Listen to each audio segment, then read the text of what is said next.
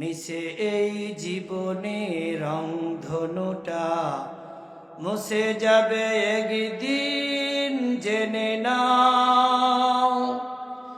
এ ধরার মিশে মায়া বন্ধন, ভালোবাসা মিশে এই ক্রন্দন,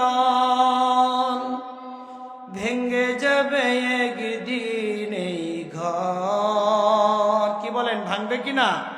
এই সুন্দর ঘর থাকবে? এই ঘর, এই বাড়ি কিছুই থাকবে না। আমি আপনি থাকবো? এক সময় পৃথিবী থাকবে? কিছুই থাকবে না। এ ধরার মিশে মায়া বন্ধন, ভালোবাসা মিশে এই ক্রন্দন, ভেঙে যাবে একদিন এই ঘর, থাকবে না চিরদিন বাসর। ঠিক কিনা? এই দুনিয়ার এই বাসর থাকবে বাপজান? কিছুই থাকবে না। আজকের এই জালিসুর রহমান জান্নাতের বাগানের এত সুন্দর পরিবেশ, এত বিশাল জায়গা, এখানে কোনো মানুষ নাই। এখানে কি কোনো গুনার কাজ হইতেছে? আজকে যদি যে কোনো একজন কণ্ঠশিল্পী আসতো, এরকম সুন্দর পরিবেশ করা লাগতো? ওই পরিবেশে যারা যায় তারা জাহান্নামের অধিবাসী না জান্নাতের অধিবাসী? আমরা যে এখানে আসছি, আমরা জান্নাতের অধিবাসী না জাহান্নামের অধিবাসী? এখানে বলবো, বলেন তো, সব জায়গাতে ফার্স্ট ক্লাসের সিটগুলো কম থাকে না বেশি থাকে? কম থাকে। তো আমরা ফার্স্ট ক্লাস এর স্টেশনের একটা কামরার মধ্যে বসে আছি, এখানে সংখ্যায় কমই থাকবে। কিন্তু জাহান্নামে যে যাবে, রেল লাইনের সাধারণ বগি, এখানে কম থাকে না বেশি থাকে? এত বেশি, তারপরে মানুষ কম না বেশি? অনেক বেশি। সাধারণ বগিগুলোর মধ্যে বগিও বেশি, মানুষও বেশি, শুধু গাঞ্জা গাঞ্জি করে বসে থাকে। আর ফার্স্ট ক্লাস বগির মধ্যে মানুষ কম না বেশি? যার যার আসনে সেই সেই থাকে, অতিরিক্ত লোক থাকার সুযোগ হয় না। তো আমরা আজকের এই জায়গার দ্বারা যারা জান্নাতের অধিবাসী হতে চায়, যারা আসছি, তারা তো আলহামদুলিল্লাহ জান্নাতের অধিবাসী। ঠিক কিনা? এই জান্নাতের অধিবাসী যারা হতে চায়, আমি ওই সমস্ত আমার বাপজান, ভাইজান, দাদুজানদেরকে অনুরোধ করে বলবো, চার স্টলে, দোকানে, বাজারে সময় নষ্ট না করে যদি জান্নাতের অধিবাসী হতে চায়, তাহলে আজকের এই জালিসুর রহমান জান্নাতের বাগানের মধ্যে সকলকেই আসার জন্য বিশেষভাবে অনুরোধ করছি। বাপজান, ভাইজান, সকলেই অতি দ্রুত এই জালিসুর রহমান জান্নাতের বাগানে চলে আসেন। আল্লাহ সকলকে কবুল করুন, বলেন আমিন। এ ধরার মিশে মায়া বন্ধন, ভালোবাসা মিশে এই ক্রন্দন, ভেঙে যাবে একদিন বাসর, থাকবে না চিরদিন বাসর। জীবনের এই পরিণতি, জীবনের এই পরিণতি, সর্বদা সবখানে মেনে নাও। মিশে এই জীবনে রংধনুটা মুছে যাবে একদিন, জেনে নাও। এ জীবনে সে প্রভাত, সন্ধ্যার সাথে মোলাকাত, এ জীবনে আসবে সমাপ্তি, বন্ধ হবে যত প্রাপ্তি, বন্ধ হবে যত প্রাপ্তি। বলেন ঠিক কিনা? জীবনের ওই মোহে পড়ে, জীবনের মোহে পড়ে সকল বিবাদ, হিংসা বিভেদ সব ভুলে যাও। জীবনের মোহে পড়ে সকল বিবাদ, হিংসা বিভেদ সব ভুলে যাও। কি বলেন, হিংসা বিভেদ ভুলবো নাকি ধরবো? যদি দিলের মধ্যে হিংসা থাকে, আমলের ফায়দা হবে? যদি দিলের মধ্যে হিংসা থাকে তাহলে আগুন যেরকম শুকনা কাঠকে জ্বালায়া দেয়, আপনার আমার সমস্ত আমলগুলো এরকম আগুনের ওই শুকনা কাঠের মতো জ্বালায়া ধ্বংস করে দিবে। বলেন নাউজুবিল্লাহ। এই জন্য জীবন যদি আমি সুন্দরভাবে সাজাইতে চাই, তাহলে আপনার আমার দিল থেকে হিংসা, বিদ্বেষ, অহংকার, ফখর, তাকাব্বুরি, এই সমস্ত শত্রুতা দিল থেকে বের করে দিতে হবে। তৈয়ার আসি তো ইনশাআল্লাহ? সম্মানিত হাজিরিন, আজকের উত্তর শঙ্করপুর যুব সমাজের উদ্যোগে তৃতীয় বার্ষিক বিরাট ইসলামী মহাসম্মেলনের সম্মানিত সভাপতি, সহসভাপতি, উদ্বোধক, প্রধান অতিথি, সবার মধ্যমণি, প্রধান মেহমান, আমন্ত্রিত মেহমান, সহায়ক মেহমান, বিশেষ মেহমান, সহায়ক বিশেষ মেহমান, আমন্ত্রিত ওলামায়ে কেরাম, আমার সামনে উপস্থিত আমার শ্রদ্ধেয় বাপজান, ভাইজান, দাদুজানেরা ও পর্দার অন্তরালে আমার মা ও বোনেরা, সকলকে আমার তরফ থেকে সশ্রদ্ধেয় সালাম। আসসালামু আলাইকুম ওয়া রাহমাতুল্লাহি ওয়া বারাকাতুহু। সম্মানিত হাজিরিন, সময় তো শেষের দিকে, বলার মতো কিছু নাই। তবে আমি যে একটা আয়াত তেলাওয়াত করেছি, এই আঙ্গিকে কিছু ভাঙ্গাচুরা আলোচনা করব। আসলে তো অনেক বক্তারা অনেক আলোচনাই করে, ঠিক না? তা আমি একটু ব্যতিক্রম ধর্মে আলোচনা করব। শুনবেন তো সবাই ইনশাআল্লাহ? কষ্ট হইতেছে?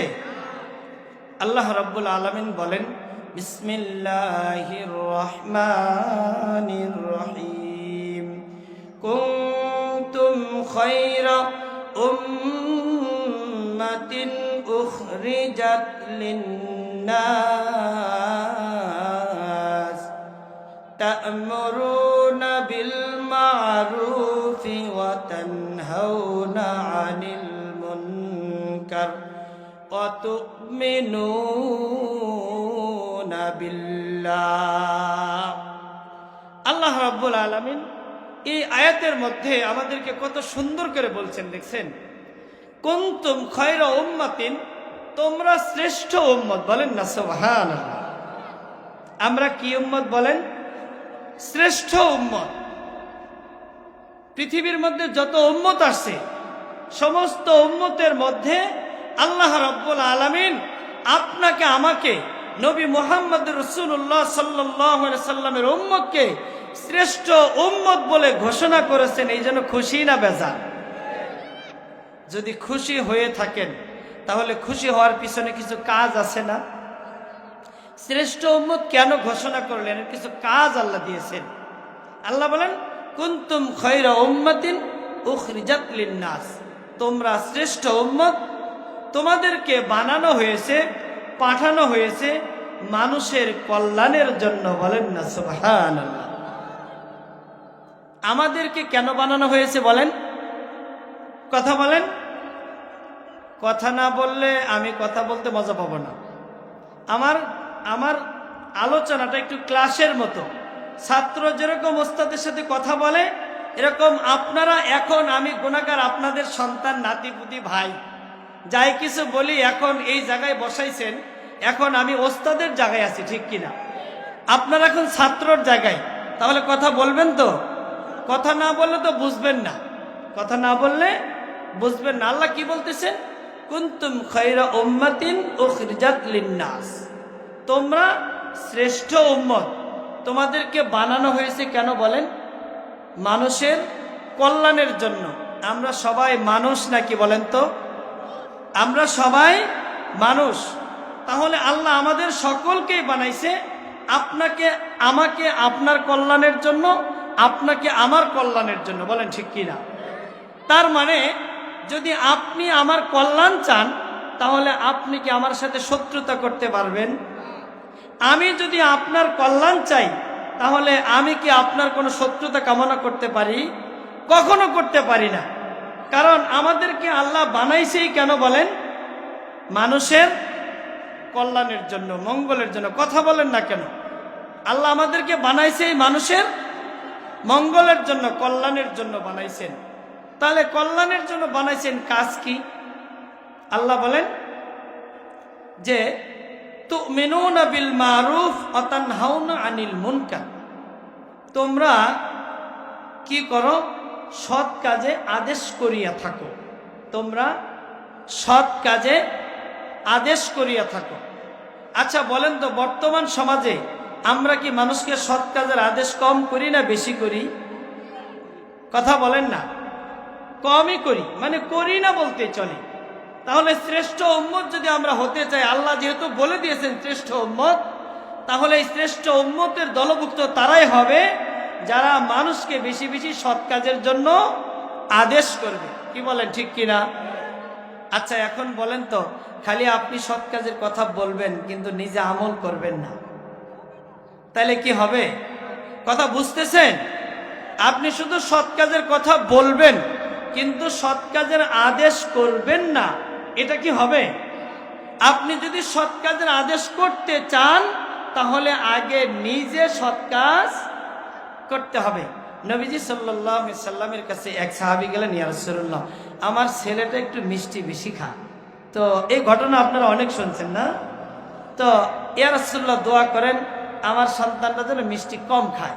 নবীজি বললেন ঠিক আছে 3 দিন পরে আসো। কষ্ট হইতেছে আপনাদের? কষ্ট হইতেছে? নবীজি বললেন যে তুমি 3 দিন পরে আসো। 3 দিন পরে আসলেন। নবীজি ওই বাচ্চার মাথায় হাত রেখে বললেন, বাবা আমি তো মিষ্টি বেশি খাইতাম, তো তোমার বাবার কথা শোনার পরে আমি আর নসিহতটা করতেও পারিনি, দোয়াও করতে পারি নাই। এই 3 দিনে আমি নিজেই সেটা আমল করেছি, মিষ্টি খাওয়া কমায় দিছি। তোমার বাবার কষ্ট হয়, বাবা তুমিও মিষ্টি কমায় খাইও। বলেন না সুবহানাল্লাহ। তাহলে সৎ কাজের আদেশ করতে গেলে আগে নিজেকে সৎ কাজ করতে হবে। আমরা আজ থেকে সৎ কাজ করবো তো ইনশাল্লাহ। সৎ কাজ কি? আরেকজনের ক্ষতি, ওর বাড়ি কেমনে ভেঙে দিব, হাত নামান। আর কিভাবে ক্ষতি করা যায় এটা করব। আচ্ছা এখন এই জায়গার মধ্যে একটু মাসআলা ভেঙে দেই। হিংসা আর হিংসা না করা, এটার মধ্যে একটু ব্যবধান আছে না?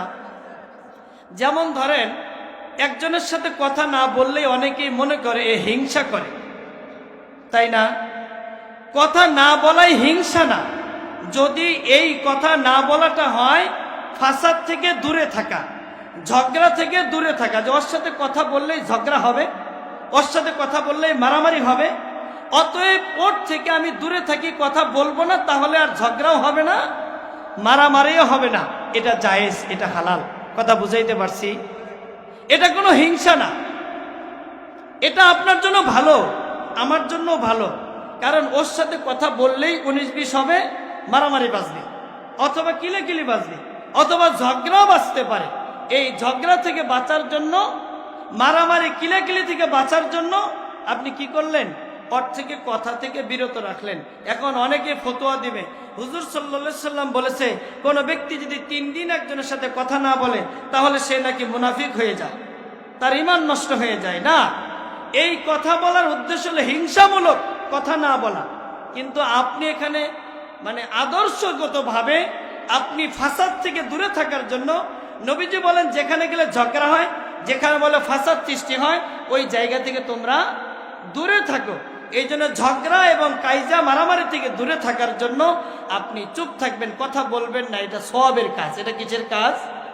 সওয়াবের কাজ। এখন হিংসা কি বলেন? হিংসা হইল, মনে করেন আমি একটা ঘটনা মাঝে মাঝে বলি, সেটা হলো এক ব্যক্তি হিংসা করে, মানে দুই ছেলে, তো মনে করেন আমার এক ছেলে আপনার এক ছেলে। এখন আমার ছেলে মোটামুটি ভালো না, আমি আবার হুজুর মানুষ, আপনাদের 2 জনের কথাই বলি। মনে করেন 2 জনের ছেলে লেখাপড়া করে, একজন একটু দুর্বল, একজন একটু সবল।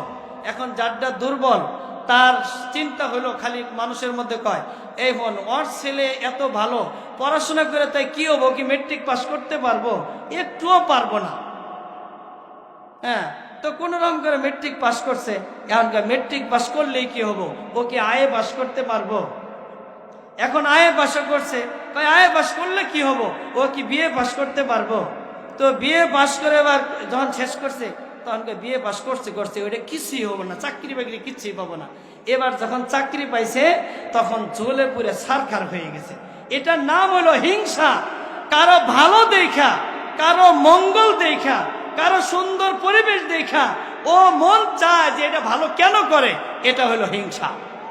একজনের ক্ষতি চাওয়া, এটার নাম হলো হিংসা। আপনি একজনের বাড়ি ভেঙে দিলেন, একজনের 2 তলা বাড়ি করছে, আপনি চিন্তা করলেন ও বাড়ি যেন না করতে পারে, বাড়িতে আসার মতো আনার মতো যত প্রকার সরঞ্জাম আছে আপনি বাধা প্রয়োগ করলেন ও যেন বাড়ি করতে না পারে। এটার নাম হলো হিংসা। তার মানে হিংসার মূল ইতিহাস হইল কারো ক্ষতি চাওয়ার নামটা কি? হিংসা। কারো ক্ষতি চাওয়ার নামটা কি? হিংসা। আর কারোর সাথে কথা থেকে দূরে থাকা হলো ঝগড়া থেকে দূরে থাকা, মারামারি থেকে দূরে থাকা।